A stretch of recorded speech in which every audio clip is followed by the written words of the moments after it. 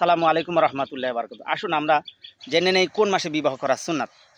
নবী করিম সাল্লাল্লাহু আলাইহি সাল্লাম বলেছেন যে শাওয়াল মাসে বিবাহ করা সুন্নাত। এটা জামে তিরমিজি হাদিস নম্বর 1093। আর নবী করিম সাল্লাল্লাহু আলাইহি সাল্লাম বলেছেন যে জমজমের পানি যে উদ্দেশ্য নিয়ে পান করবে সেটা তার সফল হবে, আল্লাহ তাকে রোগ মুক্তি দিয়ে দেবেন। সে হাদিস নম্বর হচ্ছে ইবনে মাজা হাদিস নম্বর 6062। আসুন দাড়ি রাখার কথা কোরআন এবং হাদিসে আছে। কোরআন মাজিদ সূরা তাহা পৃষ্ঠা 574 এবং আয়াত নম্বর 94। সহিহ বুখারীর হাদিসে আছে দাড়ির কথা 5892 এবং আবু দাউদ শরীফ 2357।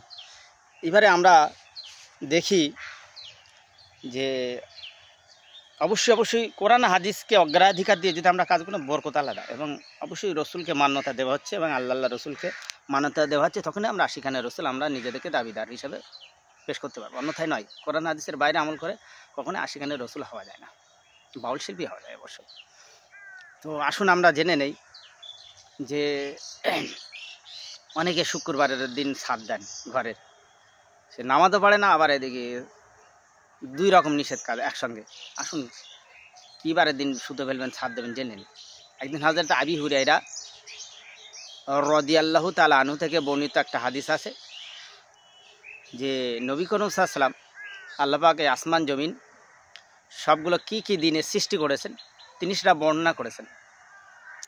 তো সেখানে সকল বিষয় সৃষ্টির দিন নির্ধারিত রয়েছে, সেটা আমি পরবর্তী ভিডিওতে বলে দেবো। এখন একটি আমি হাদিস বলবো আপনাদের, যেটা হজরতে আলী রাদিয়াল্লাহু তাআলা আনহুর হাত ধরে নবী করিম সাল্লাল্লাহু আলাইহি সাল্লাম বললেন, হে আলী, আমি তোমাকে কয়েকটা জিনিস বলে দেবো যেটা এদের উপরে কেউ জানতো না। তা হলে এই যে তুমি যদি শিকারে যাও শনিবারের দিন করে বাড়াবা, শিকার করে তুমি কোনো চার বা বীজ বপন করবা, দানা ছড়াবা, বীজ পুঁতে দেওয়া, সেটা রবিবারের দিন করবে। দালান কোড়া তৈরি করা, ভিত মাপ দেওয়া, ছাদ দেওয়ার কাজ সেটা সোমবারে করবা।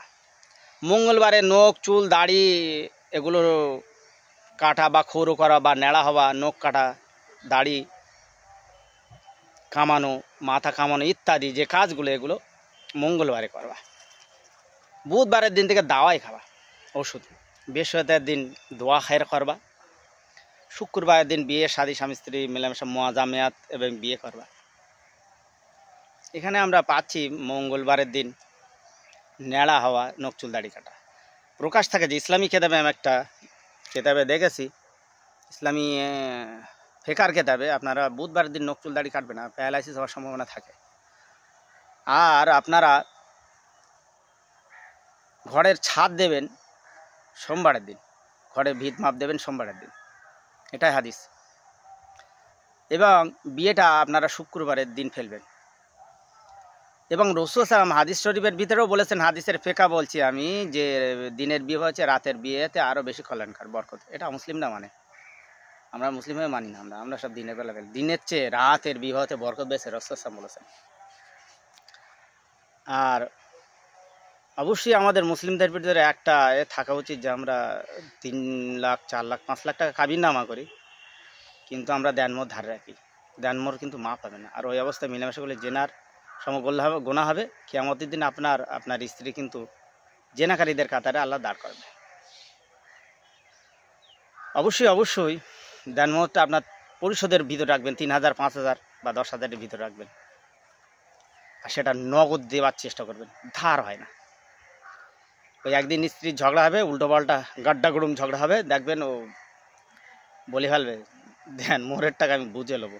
কিয়ামতের দিন বলে কথা আমরা কানে শুনিস, তারা ওটা আপনার ওই কী বলে নগদে দেবেন, ধারের ব্যবসা ছেড়ে দেন।